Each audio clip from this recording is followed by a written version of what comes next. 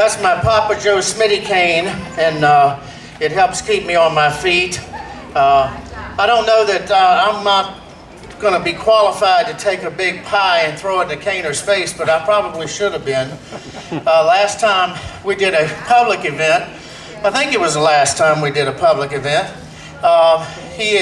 we were changing the name of the college, and I had a hat for Clinch Valley College, and I said I didn't plan to take that hat off. He snuck up behind me and took it off. So, you know, Caner's kind of got that spirit about him. So I didn't wear a hat this time, so you can't take my hat off, and this hair is real.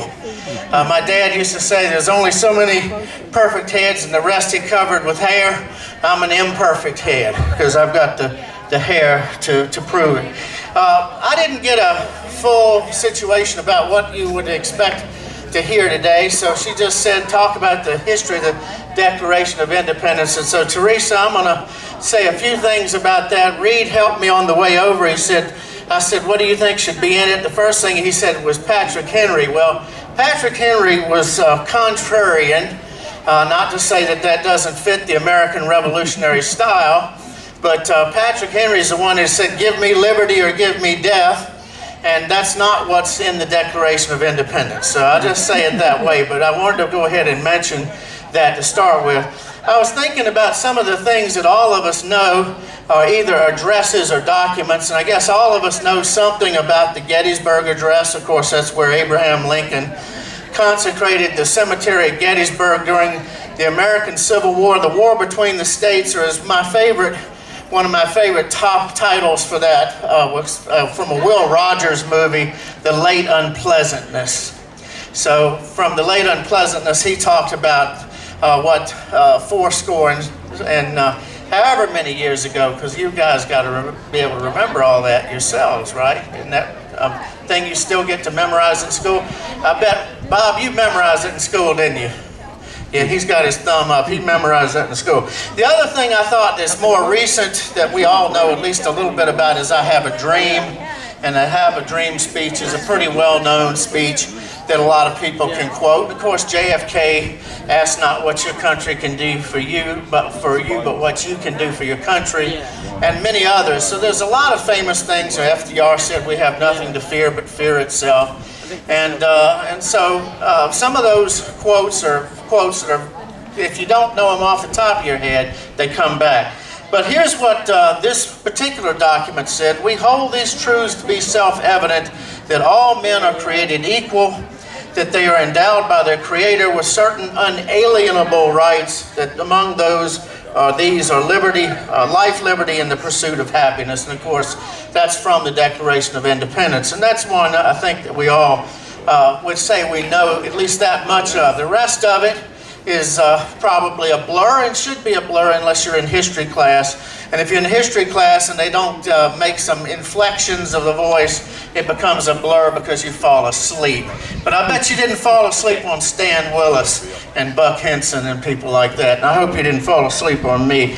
I've been away from teaching for a little while. I retired August a couple of years ago, and so I'm not teaching the way I used to. But when you get a chance to do this, you sort of come back to the classroom a little bit because I'm teaching you guys. All right, everyone knows that Congress declared the colonists independence from Great Britain on July 4th, 1776. Does anybody not know that? Anybody not know that July 4th is an important date? 1776, and of course we're at 250 years of remembering that. And that's right, isn't it? We declared our independence. How many of you think that that's right? Raise your hand if you think that that's right. We've got a few, but some people said that's close because they know that that's actually not the date we declared independence. We actually declared independence on a different date. We're going to learn about that. So we're going to say not so fast on that on July 4th, and you get to wait around at least another few minutes to hear what it is. First of all, I think we probably should say about what a Congress is. A Congress is a gathering or a group of people that are representing other folks in this case. But it's not the United States Congress that we know today. That constitutional Congress won't come around for a while because we don't have a constitution. At this point, we're just getting started as the United Colonies, trying to figure out who we are and what we are, and eventually even that is going to be a lot of trouble trying to figure out who we are and what we are. So this isn't the United States Constitutional Congress, it is the Second Continental Congress. So the Second Continental Congress is the body that's going to take this up. Now, even that's not going to be simple, because in all things there's complications, and history teaches us that things that we think are simple and straightforward never are. They're very complex and complicated, and that's the case here as well. There were some people who wanted to consider reconciling with Great Britain. In other words, if we had a fight with Great Britain, let's put that aside, let's get that behind us, let's go back to the relationship that we've had before. So some people wanted reconciliation, and the people that were arguing for that the most came from the seat of the place you would think that had stood up against the king the most, and that would be the people of Pennsylvania. After all, the Liberty Bell is in Pennsylvania. You would think that that would be where they would be the most progressive or radical, however you want to say it. That was not the case. They tended to be moderates to conservative, and they were sort of stressing the point of reconciliation to see what they could get there.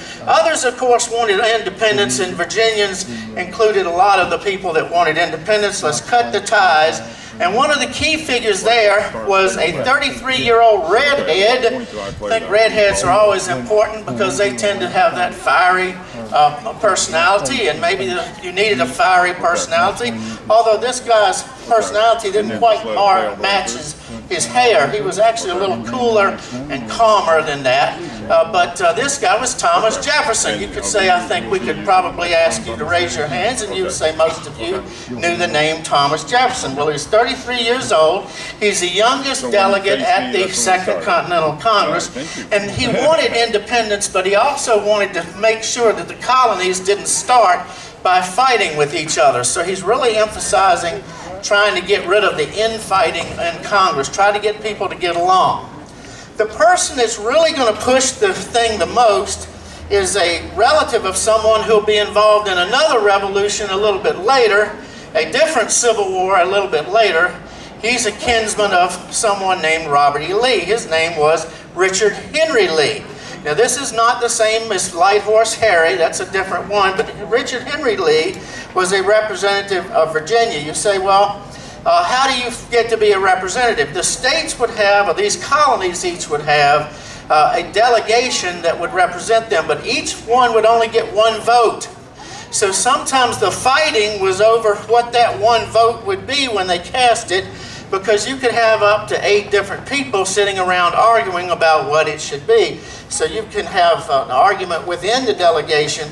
But the Virginia delegation was pretty much, there was a person who was a little bit quieter, I guess, but the bulk of them were kind of in that push for independence, and certainly Richard Henry Lee was one of those people. He will be coming a little bit later, as it turns out. So when he arrives, he's actually the one that pushes for a statement about independence, and he pushes for that on June 7th. So we're well before July 4th. June 7th, he says, quote, "These united colonies are and of right ought to be free and independent states." Well, there's no ifs, ands, and buts about that. There's no wiggle room for the king or the parliament or anybody else. These states are to be free and independent. So that opened the debate on the question, and on June 11th, 1776, Congress did what Congresses everywhere at all times in all places love to do. And probably Caner Smith likes to do this. What would that be? Form a committee. If you ever want to see something get really bogged down, create a committee and let everybody sit around and talk about it. You know, my father-in-law was Papa Joe Smitty. And he said if you ever wanted to have an hour to live and you wanted it to seem like more than that, you would go to a faculty meeting, because they would argue so long that that would make it seem like it went on forever. And committee meetings are like that. But this committee had only 5 members, and 3 of them are household names, and you can already guess that one of them will be Thomas Jefferson. The other will be John Adams, and the other will be a fellow by the name of Benjamin Franklin. So Benjamin Franklin's going to be involved as well, the man that flew the kite. Now the argument here is going to be about authorship, we like to say in the history world. Who's going to write this thing? Who's going to write this Declaration of Independence?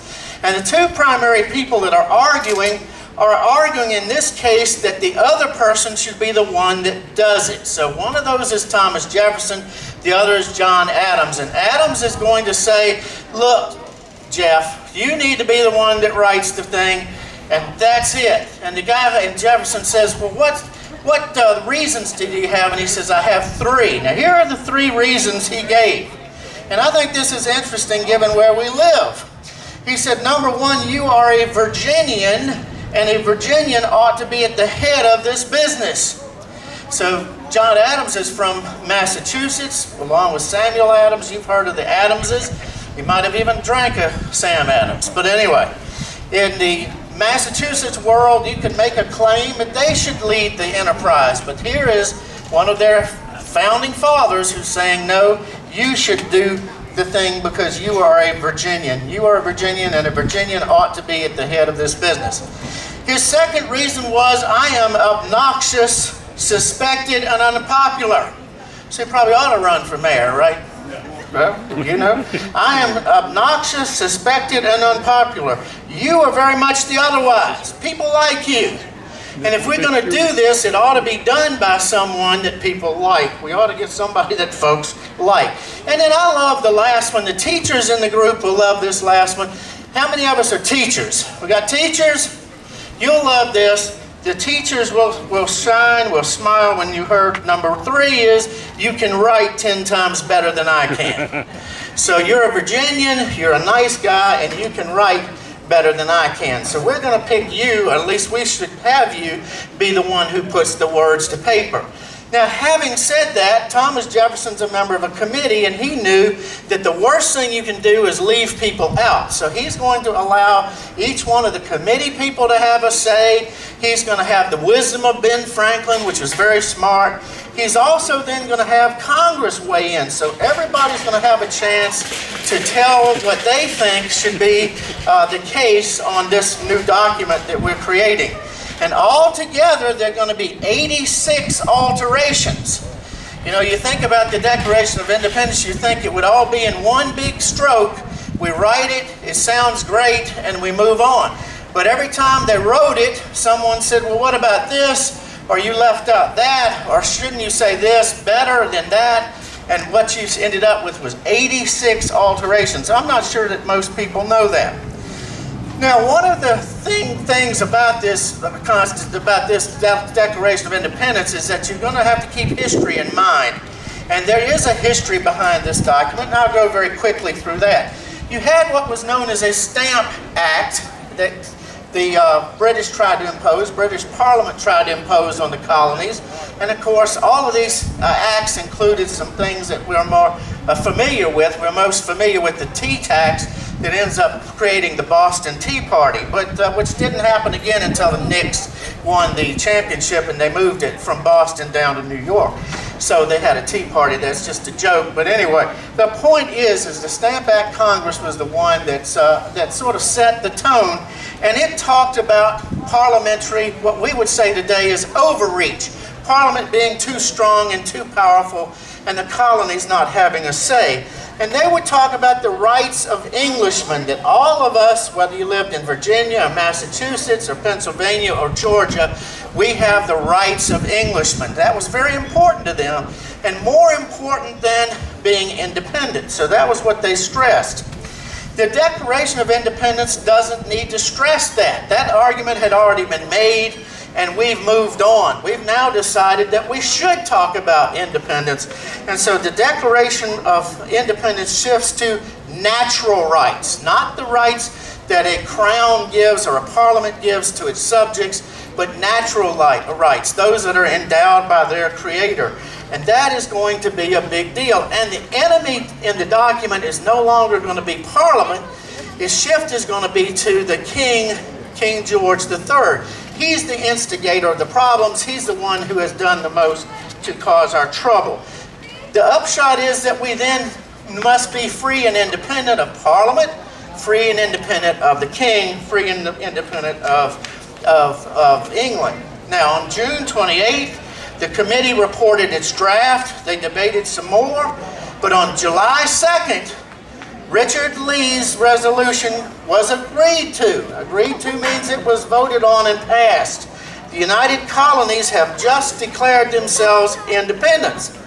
And this is what John Adams wrote to Abigail Adams, his wife. He said, July 2nd will be celebrated as the most memorable epoch in the history of America. On each anniversary, the country will celebrate with pomp and parade, with shows, with games, with sports, with pie-eating contests, guns, bells, bonfires, and illuminations, fireworks, from one end of the country to the other, from this time forward, forevermore. July 2nd will be the day that we celebrate. July 2nd will be when we have our birthday. Well, not so fast. You've made a document, it's been passed, it's been agreed to, but you need to explain why you've taken the action you've taken. So for 2 more days, they debate. Congresses love to debate. Others are trying to get instructions from their governments back home. Is this what you want us to do? Is this why and how? And the final product is then going to be produced in Congress and then published on July 4th, 1776. So now we can have our celebrations. Now we can have all those pie-eating contests and those fireworks. The irony is that even then, not everybody that was supposed to have signed the document signed it on that date. A large number of them did, but a large secondary number of them will do it again on August 2nd. So it's actually not signed by everyone. Well, not even on August 2nd. There's one delegate from Delaware that doesn't sign it, and we're not even sure that he may not have signed it for another year. So imagine trying to pin down when do we set off the fireworks. Just wait a minute, don't light them yet. We got to wait till August 2nd. Wait, don't light them yet. We got to set them off next year. Well, that wouldn't be very fun. The bottom line is, of course, we did get independence. It did get voted on by the Congress on July 4th after we had made the statement on July 2nd. And then we were going to continue to fight forward as the United Colonies, ultimately the United States of America. The one last point I want to leave you with was just how dangerous this was. We forget that the people who did this could have paid a terrible price. What if the king had won? What if Parliament had won? What if Great Britain had won? They would have been targeted as criminals and outlaws, and I don't doubt that one of those trees, maybe like the ones around this park, would be used for hanging those individuals. They had taken a tremendous risk, and they had done it so that we could celebrate what we do today, our life, our liberty, and our pursuit of happiness. Thank you very much for having me. I've enjoyed talking with you today. Ladies and gentlemen, that's Brian Wills. As I said, always an interesting aspect on history, and to believe that's only been 250 short years ago. Hey, now Brian, we want to present you with something. You mentioned about a hat. Well, you know, if you're going to get around Teresa and I, we're going to give you a Town of Wise hat. You can guarantee that. Don't take it from my head, King. No, I won't. I won't this time. You look good in that hat. And we also have a challenge coin for you. And I got a question for you. That's a new. That's our new Town of Wise challenge coins. Wait just a second. What happened? You mentioned the Declaration of Independence, and it's their birthday, 250 years. What day did Thomas Jefferson die? Well, we know, right on. He died on July the 4th. Actually, 200 years ago today. He died on the 50th anniversary of the signing of the Declaration of Independence. So he died 200 years ago today. Yeah, truly amazing. But Brian, again, thank you very much. Thank you for being here. You did a great job. Let's give it up for Brian Wills one more time. Fantastic. Thank you, Kaner.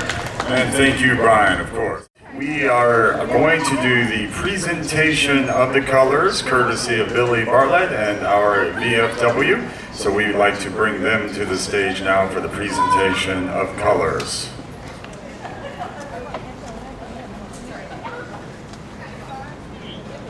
Upward, forward, march!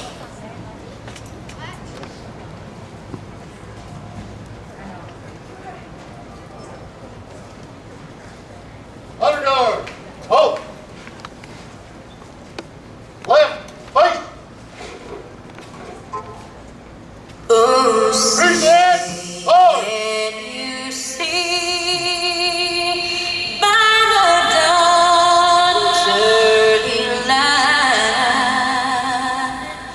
what so proudly we hailed at the twilight's last gleaming, whose broad stripes and bright stars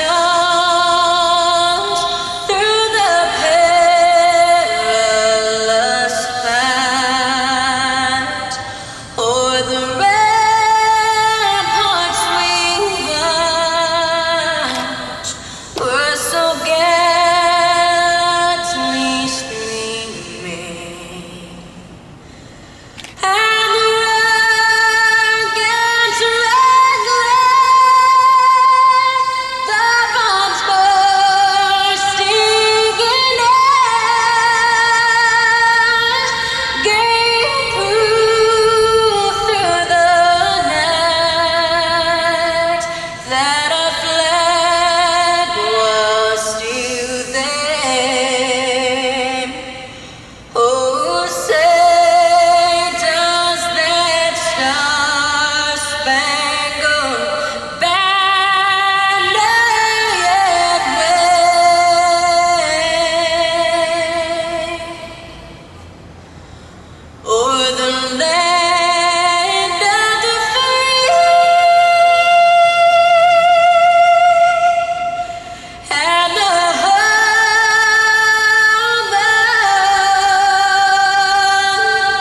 the brave?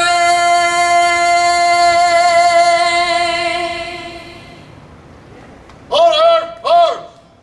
Right. Place. Forward. March.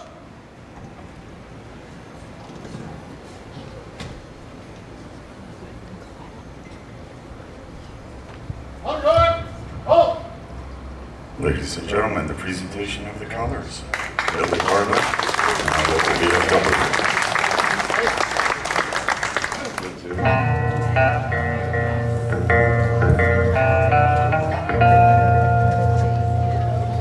I wish I was in the land of cotton. Old times there are not forgotten. Look away, look away, look away, Dixieland. Oh, I wish I was in Dixie.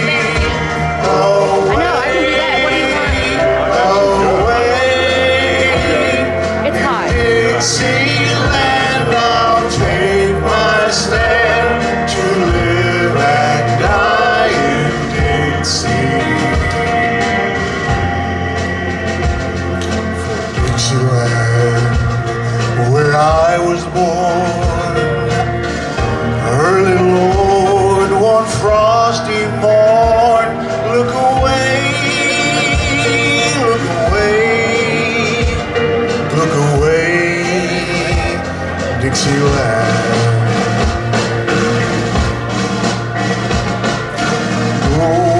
Glory, glory, hallelujah.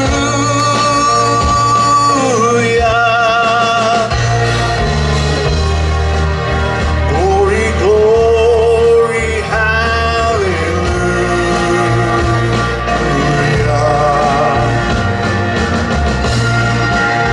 Glory, glory, hallelujah. His truth is marching on.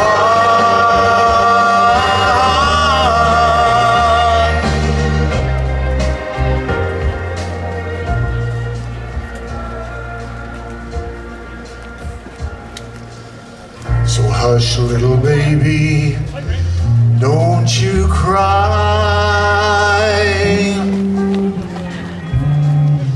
You know your daddy is bound to die.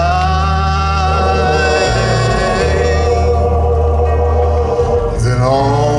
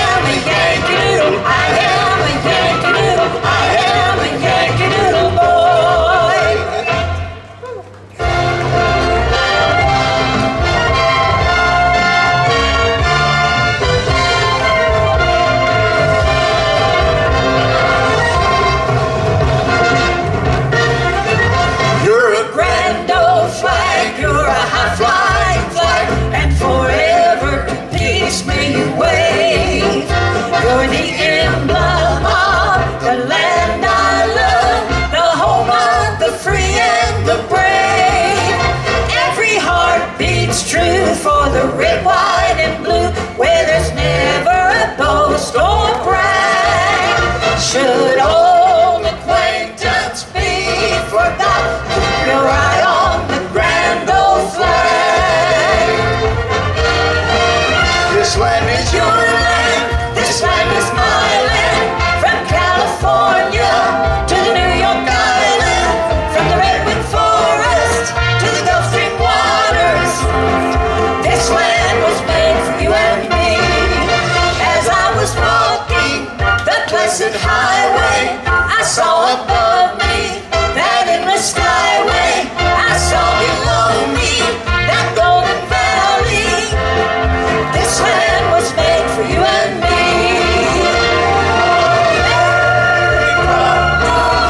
America, God shed His grace on thee, and found thy good with brotherhood from sea to shining sea, and found thy good with brotherhood from sea to shining sea.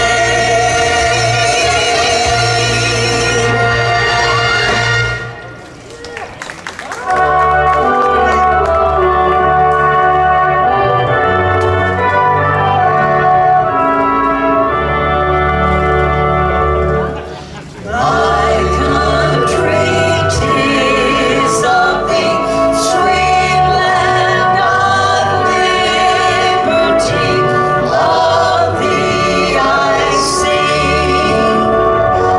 Land where my fathers died, land of the Pilgrim's pride, from every mountainside, let freedom ring.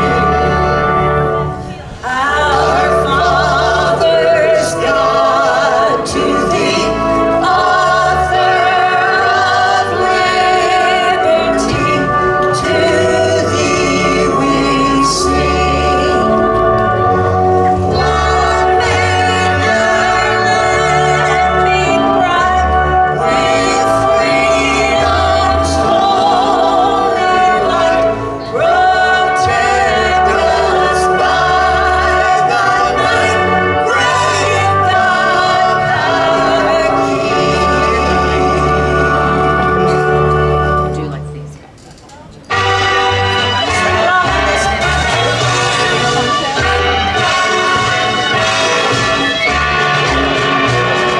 God bless America, land that I love. Stand beside her and guide her through the night with light from above. From the mountains to the prairies to the ocean, wonderful. God bless America, my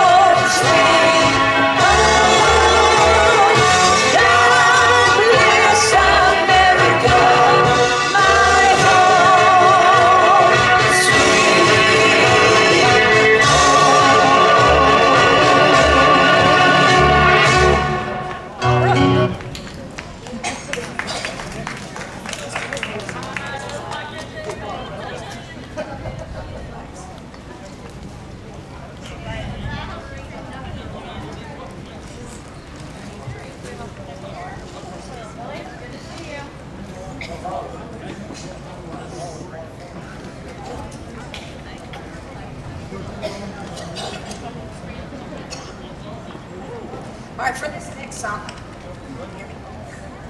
For this next song,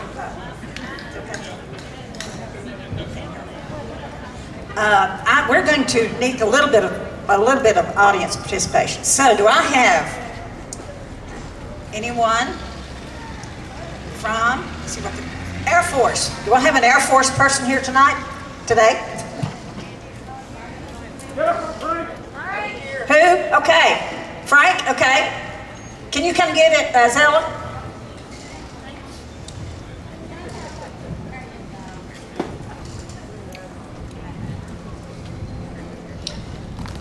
He needs to stand when we think this, okay? All right, how about U.S. Army? Anybody from the Army? Okay, Jack. Peggy, you come get it. Okay, she's going to deliver it for you.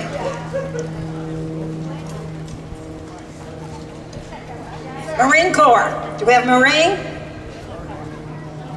Anyone from Marines? Anyone would like to volunteer to hold the Marine Corps? Okay. Okay. Okay.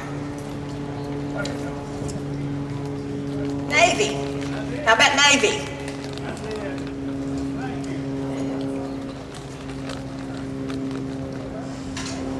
And lastly, Coast Guard. Okay. And somebody can hold that Navy one if they want to. Even if you're not in the Navy, that's fine. All right, as we sing this next medley, if your branches comes up, we want you to stand and wave that flag, okay? So here we go. Okay. Here's Army. Army.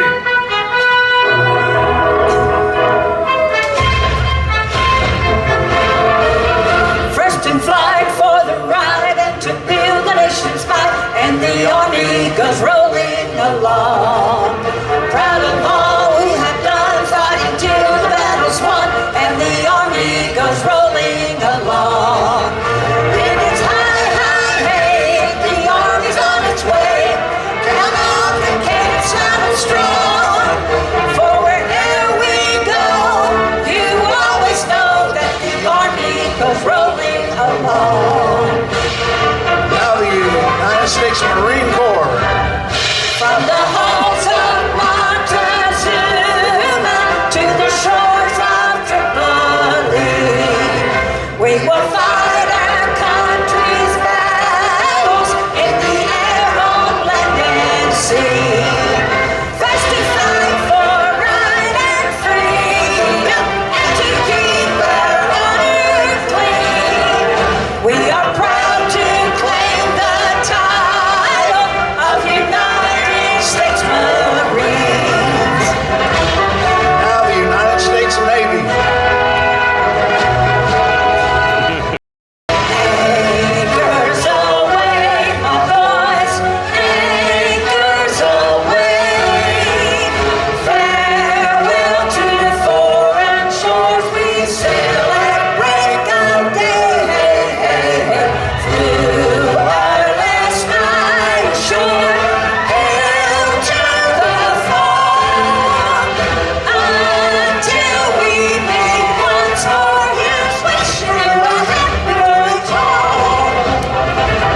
Now the United States Air Force. Off we go into the wild blue yonder, climbing high into the sun.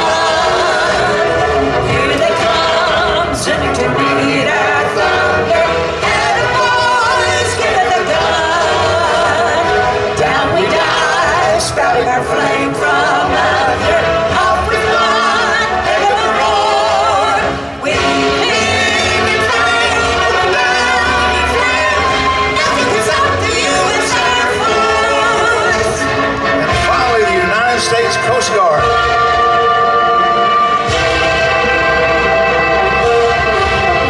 We're always ready for the call. We place our trust in Thee.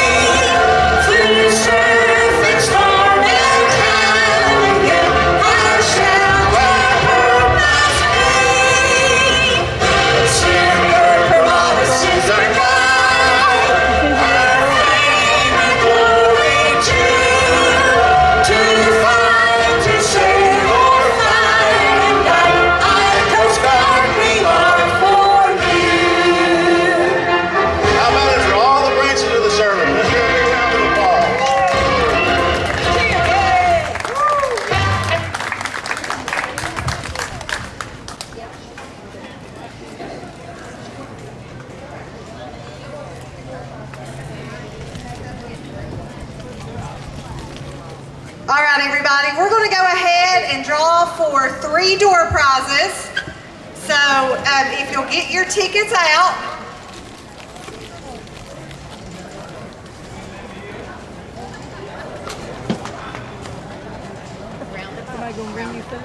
All right, and the last 4 numbers are 4925. Does anybody have 4925?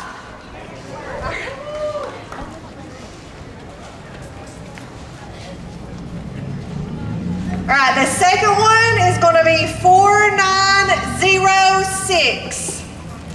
4906.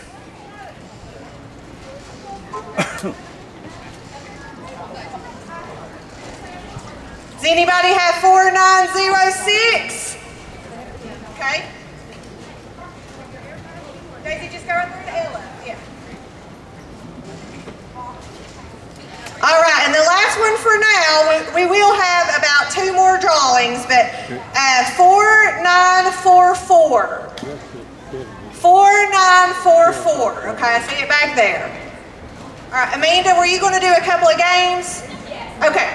All right. Sitting right there.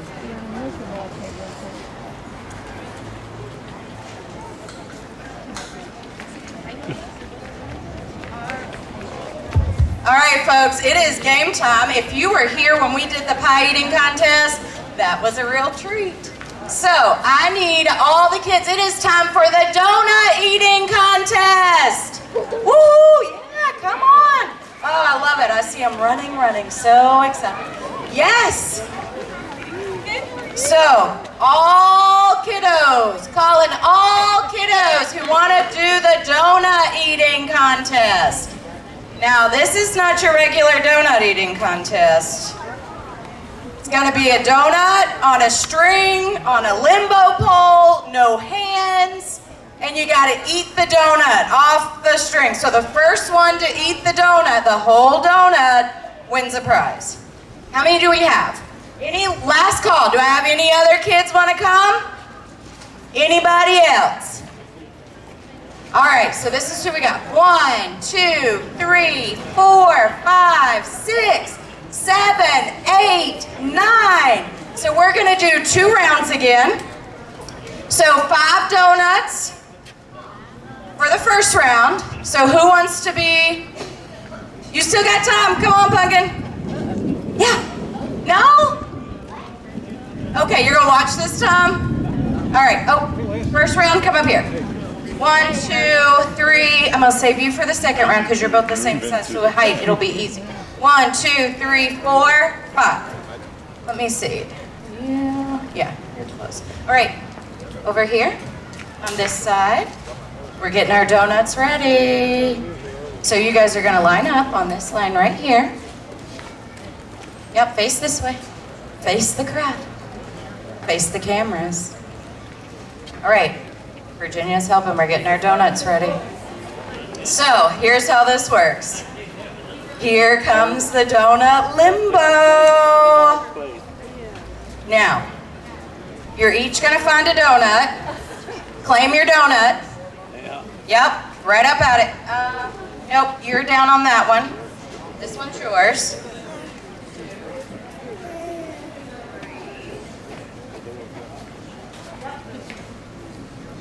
All right, so get in front of your donut, hands behind your back.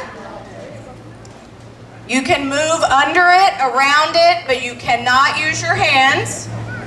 When I say go, you're gonna start eating, and the first kid to eat their whole donut wins a prize. And folks, they need lots of encouragement, so let's give them big community applause and encouragement when we get going, all right? On your mark, get set, go. Woo, you got it. No hands, I know it's so hard. Oh.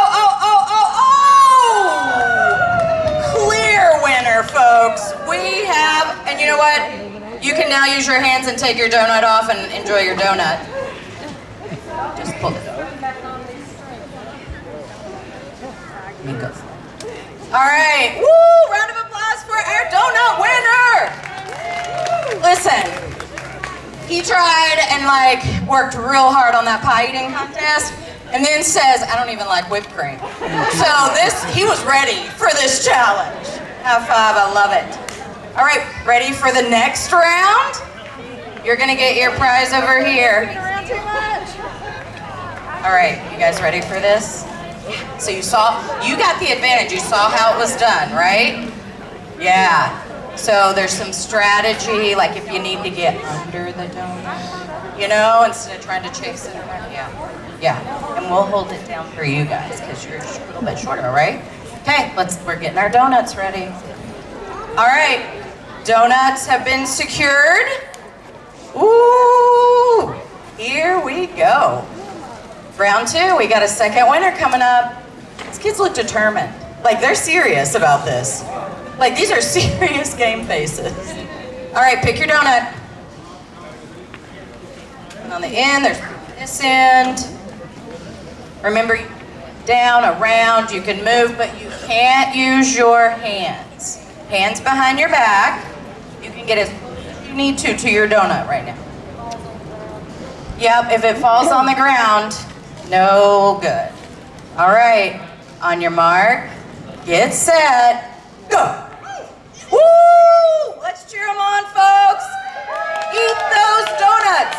Eat those donuts. Woo! Yeah, you can go under. Oh, that was like a shark bite. That just went all in one bite. Yeah, you can take it. You can actually take your. Oh, we lost that one, didn't we? Oh, I see.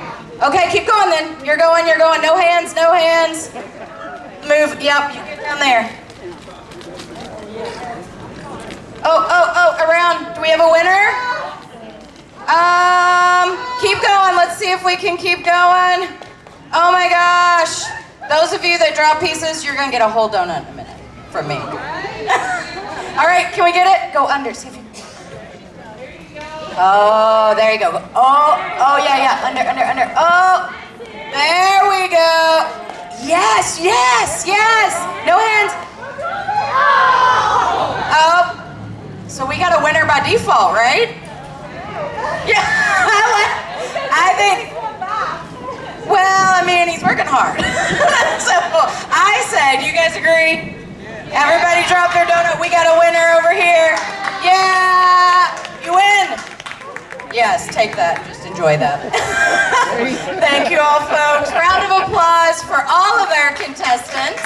And we've got more games coming up, so enjoy some songs and music, and we'll be back shortly. How about it for these kids? Isn't that wonderful? Woo! You know, we've got a beautiful day today. We had some rain this morning and this afternoon right after church, and kind of threatened things. We hear a little bit of thunder, you know, but I believe the Lord's going to help us out and get us through this today. And you know, we have so many freedoms here in this great country that we have, but the freedoms that we have, somebody said one time that freedom is not free.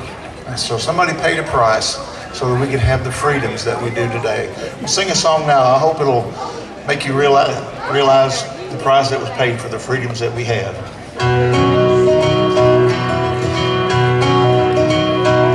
I could see her from a distance as she walked up to the wall. In her hand she held some flowers as her tears began to fall. She took out pen and paper as to trace her memories. Then she looked up to heaven, and the words she said were these. She said, Lord, my boy was special, and he meant so much to me. And oh, I'd love to see him just one more time, you see. All I have are my memories and the moments to recall. But Lord, could you tell him he's more than a name on a wall?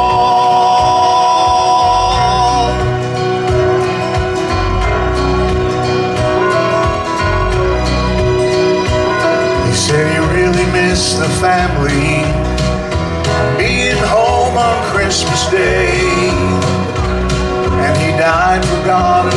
street in a place so far away. I remember just a little boy playing war since he was 3. But this time, Lord, I know he's not coming home to me. She said, Lord, my boy was special, and he meant so much to me. And oh, I'd like to see him, but I know it just can't be. So I thank you for my memories and the moments to recall.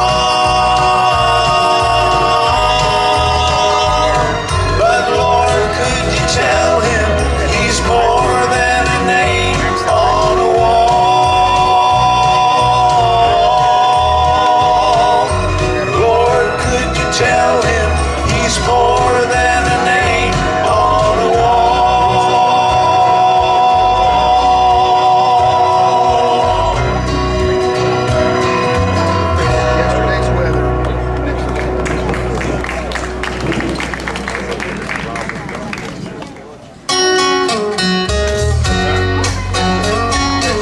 We'll sing some of our regular gospel songs for you now.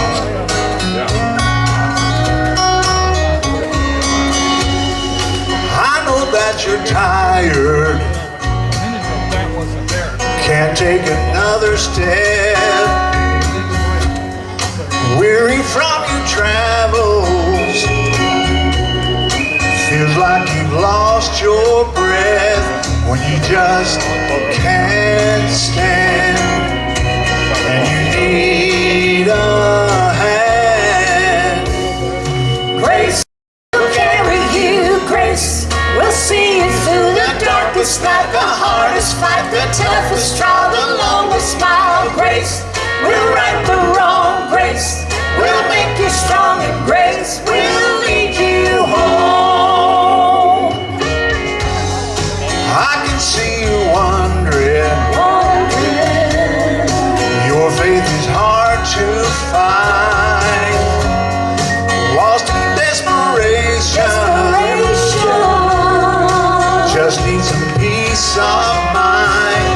When you've lost your hope, all you need to know, grace will carry you, grace will see you through the darkest night, the hardest fight, the toughest trial, the longest smile. Grace will right the wrong, grace will make you strong, and grace will lead you home.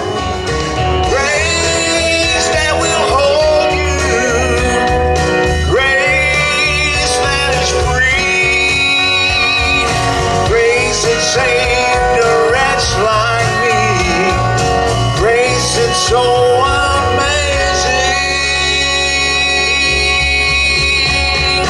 Grace will carry you, grace will see you through the darkest night, the hardest fight, the toughest trial, the longest smile. Grace will right the wrong, grace will make you strong, and grace will lead you home.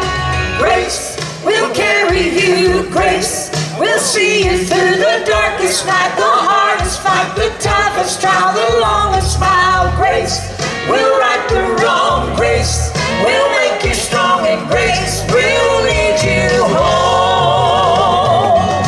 Grace will carry you, grace will see you through the darkest night, the hardest fight, the toughest trial, the longest smile. Grace will right the wrong, grace will make you strong, and grace will lead you home.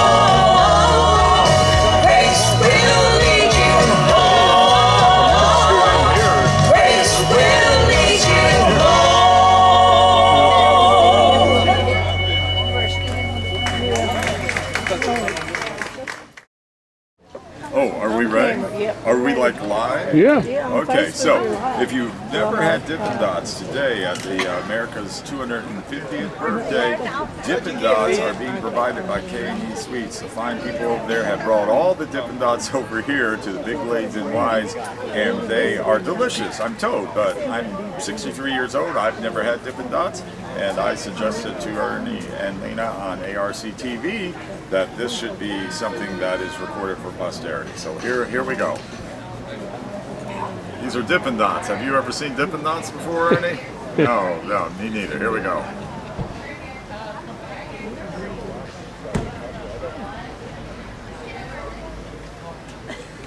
Oh my goodness. This is the best thing I've ever had since ice cream. And I know I should share with you, but you need to come here and get your own Dippin Dots, okay? Because these are way too good for me to be sharing with you.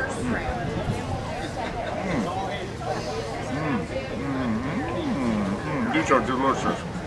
I couldn't even talk anymore. I've got my mouth full of Dippin Dots. Come to the Big Glades, get your Dippin Dots while they last, but it's today only, folks. Today only. Free. What a deal. Happy birthday, America. Happy 4th of July to each and every one of you. God bless you. Thank you. Yeah.